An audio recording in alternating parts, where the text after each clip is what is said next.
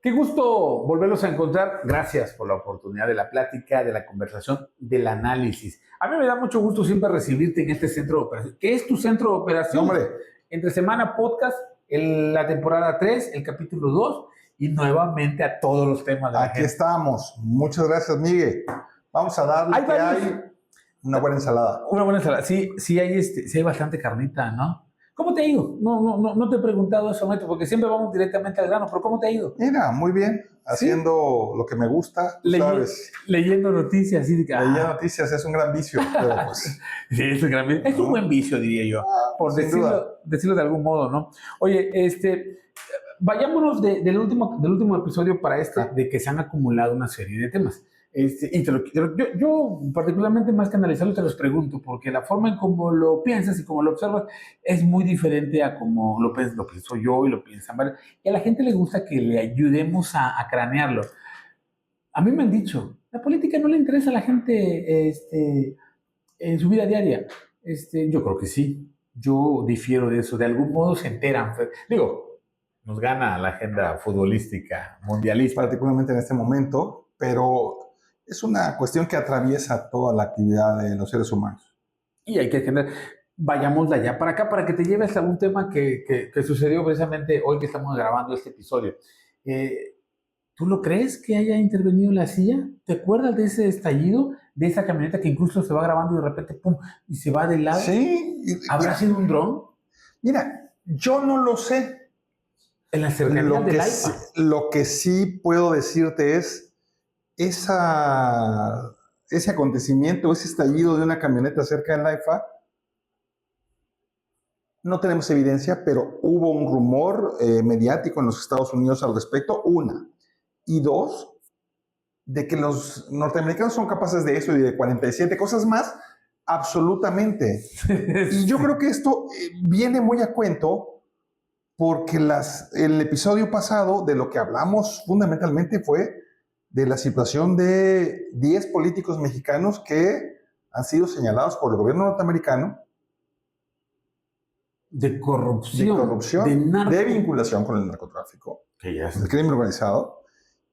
Y en esa medida el gobierno norteamericano lo que solicitó al gobierno de México fue deténlos porque lo quiero. porque yo te los voy a pedir pronto en extradición.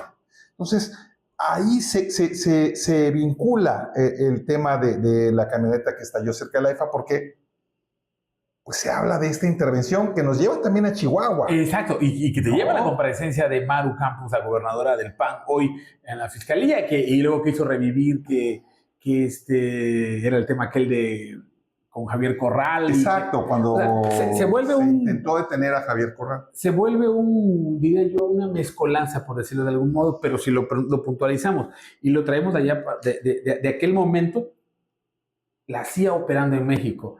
No, yo difiero de ello. Digo, puede hacer eso y más, y lo ha demostrado en otros países donde realmente interviene. Se generó la suspicacia. Estados Unidos alentó ese rumor. Y fíjate, exacto. Y es que ahí hay un elemento interesante. Para que suene, bien puede suponerse que el rumor se soltó en los Estados Unidos, en el gobierno de los Estados Unidos, y con toda intención.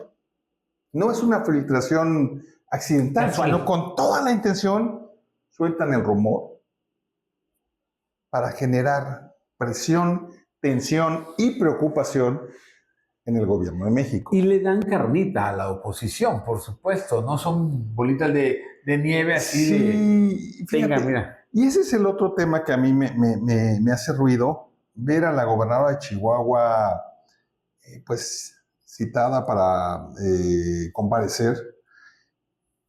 La información que tenemos es que ella argumentó en los últimos casos también que tiene fuero, que entonces no puede ser reconvenida para declarar, y que eventualmente se le estuviera martirizando. Digo, yo no tengo desde esta perspectiva de Semana Podcast ninguna animadversión. No, aquí lo que intentamos hacer es abonar al análisis de los temas de coyuntura, pero con profundidad. Sí. Entonces, mira, yo no sé, yo no soy el Poder Judicial.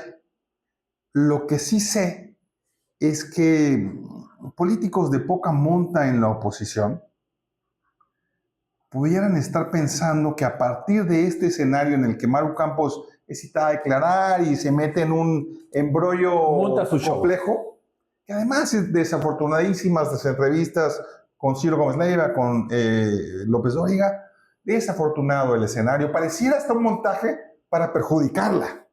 Sí, como que ¿no? Sí, mucha improvisación. Mucha improvisación, ella atropellada, tropezándose. ¿Tú crees, tú crees que, para hacer un salto, esto que vimos de ir a comparecer a Ciudad de México, ¿buscaría Maru Campos en algún momento emerger como la figura de la oposición PAN? Mira, el asunto en mi opinión es que pues el poder seduce, y alrededor de alguien que se encuentra en el ojo del huracán, en esta circunstancia nacional, de una preponderancia de Morena, y entonces la oposición, lo que queda de no haya cómo encontrar rumbo ni liderazgos, de repente Maru Campos pudiera aparecer, pero lo que es peor, insisto, es que alrededor de ella haya quienes le empiecen a hablar al oído, haciéndole creer que esa circunstancia, esta coyuntura, es la plataforma para ser candidata a la presidencia. Digo, en sus libertades cada quien, y bienvenido. Ahí está Roberto Gil Suárez, y no dudo que le haya hecho ese comentario. Mira, nada más mira, yo te voy a decir una cosa. Roberto Gil es un tipo, no lo conozco más que de lo que vemos en el personaje. Sí. Pero te puedo decir, comparado con otros personajes del mismo PAN, Roberto Gil Suárez es un hombre preparado, un hombre serio. No sé si honesto, pero un hombre preparado, serio, sí. Hay otros que son de una improvisación que qué terror que sean quienes le hablen al oído a Maru Campos para decirle, puede ser. Usted puede ser aquí. Le vamos a poner un podium saliendo de la casa. Caramba, desafortunado. De aquel diría yo, tema de Sinaloa, bueno, se entregó días después. El secretario de Finanzas. Se supone que lo agarraron en algún lugar en Europa, se lo trajeron. Y el otro es... ¿Y qué le ofrecen a este maestro? ¿Qué le ofrecen? Pues, testigo protegido, hablar a cambio de... documentar el expediente. Yo lo decía en la columna dominical Galimatías. Yo lo decía y lo reiteraría ahora contigo. ¿Cuál será el escenario para estos dos personajes? Secretario de Finanzas, Secretario de Seguridad. El Secretario de Seguridad de Sinaloa, el exgeneral Mérida, y el Secretario de Finanzas, que resulta más atractivo o más benéfico pensar en 40 años de cárcel como mínimo, allá. Y de allá la cadena perpetua en Estados Unidos. Sí, claro. Entre 40 años y cadena perpetua para cualquiera de los dos, por los delitos de los que están, pues ellos siendo señalados. ¿Cómo estará el escenario? Que prefirieron irse allá a correr el riesgo de tener al menos 40 años en estas prisiones de Estados Unidos en las que no tienes tele, no tienes el celular. No pides comida del exterior. Exacto, no tienes fiestas. No tienes fiestas. Entonces, vamos. Tu retrete de acero. Exacto. Entonces, es interesante también ahí el balance de costos que ellos hicieron. Algo que comentábamos es la presidenta o el Estado mexicano preferiría ser quien tenga el control de la narrativa. Bueno, Noroña se encabronó que se fueron a entregar y que, ¿por qué no nos controlaron? Hermanito, si no estamos, si ni que fuera ni el PRI en su mejor momento lo hizo, y Noroña le salió ahí el cobre. El Estado mexicano, por lo menos en el proceso de investigación que tiene la Fiscalía, pues le congeló las cuentas a... Eso me parece tremendamente significativo de un hecho que yo veo detrás y que aplaudo. La presidenta está administrando los hechos, administrando las acciones después del anuncio de los Estados Unidos respecto a estos 10 personajes. Y a mí me queda claro que ha habido detalles que permiten vislumbrar una ruta en la que la presidenta lo que pretende es que a quien se encuentre culpable se le juzgue, se le procese y se le juzgue y se le condene en nuestro país. Y al día siguiente, un par de días después de esto, dijo del anuncio de los 10 personajes que estaban siendo perseguidos por los Estados Unidos, ella dijo, no tiene cabida en este movimiento nadie que sea deshonesto, que no cumpla con los principios. Mandó ese mensaje. Días después se filtra desde el gobierno de México que fueron congeladas las cuentas de los indiciados, de estos personajes señalados, pero inclusive de los hijos de Rochamoya. Exacto. Esas cosas no son casuales. Yo entiendo la autonomía de la Unidad de Inteligencia Financiera, la respeto, vamos, pero en términos puros de la Realpolitik, pues esta decisión necesariamente se le informa a la presidenta y la presidenta hace una valoración y dice, los costos políticos de congelarle las cuentas a estos personajes los asumimos, porque es mejor que pagar los costos de dejarlo ir, de que al rato pequen de omisos, que al rato se descubran. Bueno, dentro de estos 9 personajes, dentro del tema Sinaloa, que es lo que venimos regresando del último episodio para acá, el senador Insunza, ¿no? ¿Qué pasa con un senador que tiene fuero constitucional, que se perfilaba como candidato, que creo que sería una segunda, nunca se ha desaforado un senador, creo que una ocasión se desaforó un senador, pero no creo que lo haga, él está en la comisión permanente ahorita, no llega ni a trabajar, pero ¿qué pasa? Anunció que ya iba a llegar.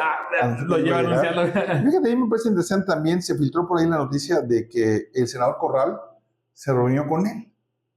Y dicen otras versiones también complementarias al respecto de esta reunión, que en realidad lo que fue Javier Corral fue a instarlo a pedir licencia, que me parece que sería lo más sano, que sería lo más conveniente para empezar a drenar de fondo este enredo y dejar sano y salvo este componente que sí es honorable, que sí lo hay.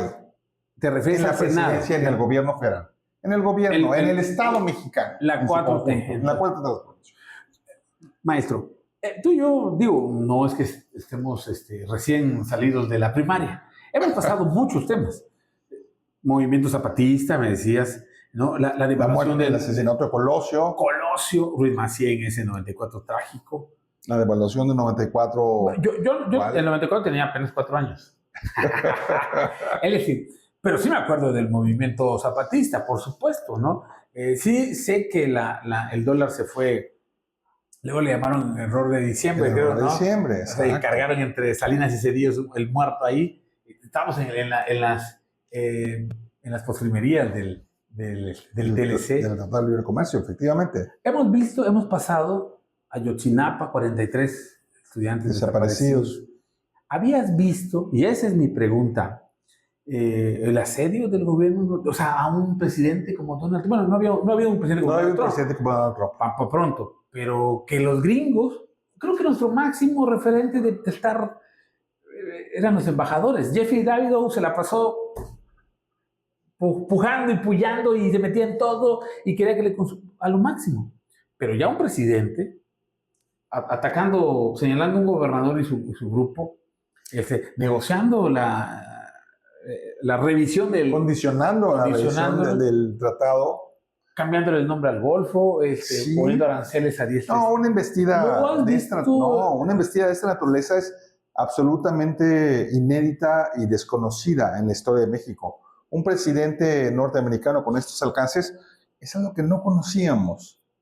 Y justo ahí es donde creo que está este vértice preocupante en el mediano y largo plazo. Mientras Donald Trump siga siendo presidente, tenemos que estar alertas y muy preocupados por lo que él se levanta un día en la madrugada, a las 5 de la mañana, manda un tweet y ya tenemos los drones de este lado de la frontera. Vamos, es capaz de cualquier cosa. Y esto que estamos viviendo ahora, esta notificación de que hay 10 políticos, pero que además nos han dicho reiteradamente, y tenemos más, y solo estamos empezando esta revisión, y cuidado, porque muchos de estos son políticos.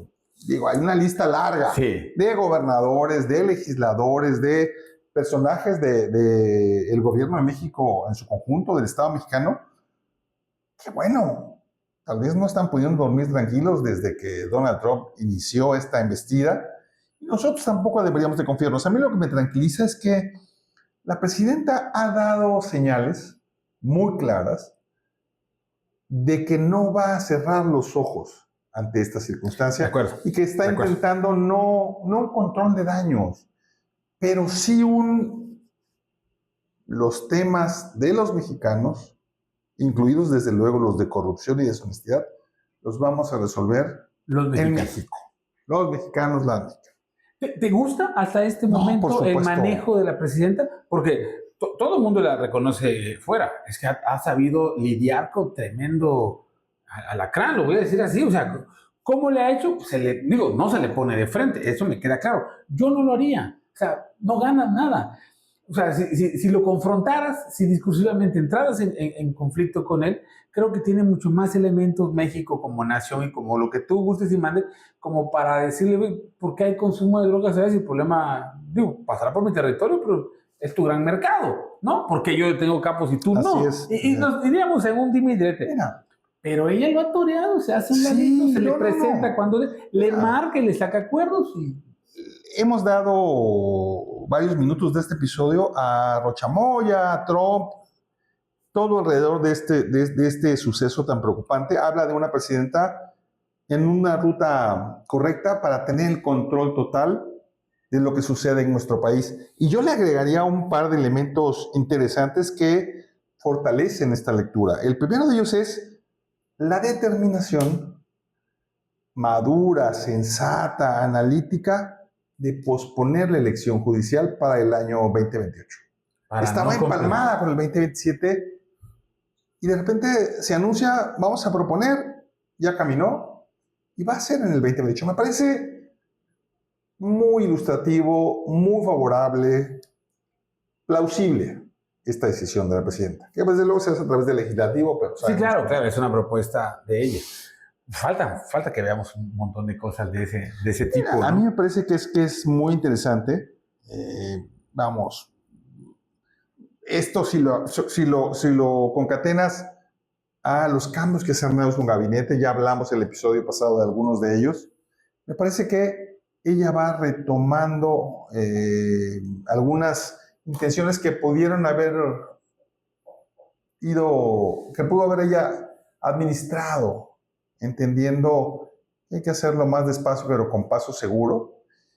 Inclusive control de su propio gabinete. Tener su primer círculo de toda su confianza. No tuvo que decir ya no más abrazos, no balazos. Simple y sencillamente aplicó la estrategia de seguridad. En los hechos, Operación Enjambre en el Estado de México, Operación Enjambre en Morelos. Todo el mundo quiere Operación Enjambre en Chiapas, en Tabasco principalmente, ¿no? Sí. Pero es un trabajo de inteligencia, es a final de cuentas muy fino. Pegarle a la bordar muy fino. A mí me parece que es muy favorable. Creo que lo está haciendo bien. Y si eso le agregas el segundo elemento que yo te diría que habla de una muy buena actuación de la presidenta, es que en estos tiempos mundialistas el rey de España, el rey Felipe, anunció su visita a nuestro país para un partido de la selección de España. Sí, claro, pero viene. Pero viene a México. Eso también me habla, independientemente de que no sea una visita de Estado, independientemente de que inclusive no se reuniera con la presidenta de México, me parece un gran gesto de España, un gran gesto del jefe de Estado español, que deriva de un bordado muy fino tras bambalinas de nuestra presidenta. Estas cosas no se deciden así, sin considerar todo el contexto. Los desencuentros previos, mutuos, los vacíos que se pudieron haber dado, que el rey de España decida venir a México. A mí me parece también que habla de un buen trabajo. No viene en una visita de Estado, viene en una... Pues al partido. Al partido. No. Pero pueden darse varias... Sí. Es un gesto, aunque no se reuniera con la presidenta, es un gran gesto, que venga a nuestro país. Yo voy a coincidir contigo en algo muy, muy concreto. La presidenta, aparte de que no se le pone enfrente a Donald Trump, no deja de bordar con España, no deja de bordar fino con China. Ahí tiene a Ebrard renegociando el TEMEC. habla con Lula, ¿por qué no? O sea, le dicen, mándame a tus 9, y dice México, oye, mándame esas extradiciones que tienes ahí, y ahí Estados Unidos jamás va a admitir que le están pidiendo nada. Digo, es su política, Sí, ¿no? Su política ha pimponeado con mucha inteligencia, y creo que eso, bueno, habla de una... todo ese de una contexto, presidenta ese inteligente. es mi contexto, mantiene a la presidenta sobre el 70% de aprobación y de índice positivo de calificación, 70, 60, creo que lo más que ha bajado hasta 50 y tantos. Es decir, se mantiene arriba. Ella, Ella sin como duda, la figura, como la figura. autoridad. Otra cosa es, de repente, La el sociedad balance con que el... hace la sociedad en las encuestas de otros actores, otras administraciones, otros niveles de gobierno. Ahí el análisis, la radiografía no necesariamente es homogénea y no necesariamente trae esos números, pero eso es otra discusión. Creo que podemos poner el caso de Chiapas como referente, y con eso, si me lo permites, Miguel, ir cerrando y poder ir levantando nuestras cositas. Levanta sus cositas. El caso de Chiapas, No lo vamos a estos mencionar. videos que se filtran de Hay que ver si... dos personajes que están siendo torturados. Mira, yo le puedo llamar que están siendo de manera muy sofisticada llamados a declarar bajo ciertas condiciones. No, es el tortura. Alta inteligencia, mecanismos ¿Quién está robando carro del acá? primer mundo, Sí. ¿no? Ahí lo interesante... Proviniendo de la autoridad, pues que es lo peor del caso. Yo a lo que quisiera llegar, Miguel, es que es esta, y ya tomaron acción, según alcanzo yo a entender, es una gran nueva oportunidad para que el gobierno del Estado y su titular, por supuesto, el gobernador del Estado, se mantenga en la línea de hacer la diferencia. Si hay gobernador, y ante situaciones que ameritan una toma de decisión de fondo, en situaciones fuera de lugar como esta, ¿Como esa? hay determinación. No se hace un vacío, ni mucho menos se ignora que situaciones fuera de lugar como esta, que pudieran constituir delitos, desde luego, estén sucediendo en nuestra entidad. Antes se emballaban las cosas y luego se caminaba. ¿Cuál motonetos? Miren cómo está la plaza. Mire, yo veo caminando a San Cristóbal. Oye, ¿no? dejaría yo de ser un reportero y un periodista si no te pregunto nada más uno de los sucesos importantes que ha pasado en las últimas horas. Andy López Beltrán, hijo del presidente, del expresidente Salvador, deja la Secretaría de la Organización, diría yo la segunda posición en importancia dentro de la dirigencia del partido, y dice, me lanzo, mando mi espada en prenda y voy por ella. Voy por ella. Voy por ella. Por la Diputación Federal del Distrito Centro, que es Villahermosa, no sé, creo que es el Distrito 1. Villahermosa, digo, Tabasco tiene 17 municipios, tendrá ¿cuántos diputados federales? Los que sean, él va por el centro. Le revivieron su video de soy tabasqueño, pero me declaro chilango por convicción. ¿Qué lectura tenemos? Al final de cuentas, yo sí creo que el heredero principal tiene que medirse en el territorio. Y escucharemos a un Andy arengando. O sea, digo, no viaja en el sur, porque vi que Villahermosa se dio una super troca. Pero similitudes aparte, dimensiones aparte, tiene que ir a la tierra. ¿Qué mejor que el dicho? Me parece también plausible esta determinación. Ve, por supuesto, la mano de su papá detrás de esto. Mira, de lo que se trata, me parece que vamos a coincidir, Miguel, no es de pretender que él prescinda de su pasado.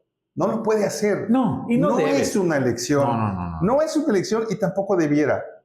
Pero también se trata de no hacer uso fuera de lugar, ilegítimo, inmoral, de ese pasado.